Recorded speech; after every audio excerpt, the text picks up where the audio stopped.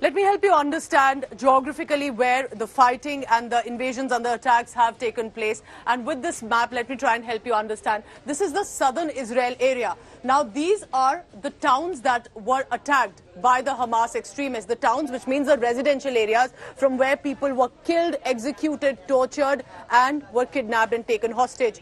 These areas, like Al-Mimin and Far Aza, and also Derot, is where the fighting is currently on between whether the Hamas extremists and the Israeli forces. This is on the first day. This was the area on 7th of October from the Gaza Strip where these Hamas extremists had come and flown via the gliders. This is the strip now where the bombing is taking place from Israel and counter strikes that are taking place from both sides. And as you can see, the border with Israel on this front, on this area, this is where the food, fuel and electricity have been currently stopped for now. And this is the area, the southern Israel, where the conflict is raging on and could likely escalate further as well.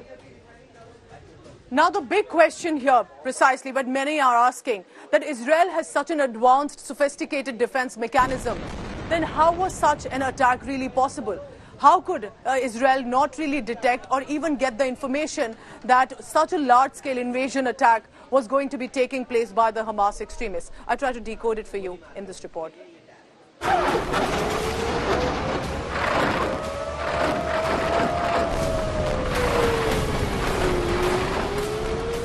With over 1,200 killed in the latest war between Hamas and Israel, several questions are being raised over Israel's intelligence failure. Israel, which has long prided itself on its ability to infiltrate and monitor Islamist groups, was indeed caught off guard by Hamas's sudden terror attack, according to sources cited by news agency Reuters. Hamas gave the impression that it wasn't ready for the war. The outfit convinced Israel it cared more about its economy and ensuring that workers remain in Gaza. Hamas's deception helped it prepare for this massive invasion. The terror group constructed a mock Israeli settlement in Gaza where they practiced military landing and trained to storm it. Hamas also made videos of their training drills.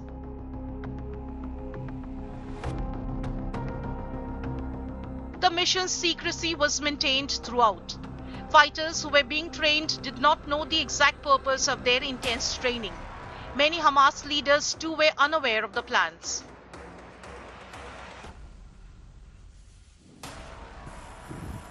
Ignorant of the developments taking place on its border, Israel turned its focus away from Hamas as it pushed for a deal to normalize relations with Saudi Arabia.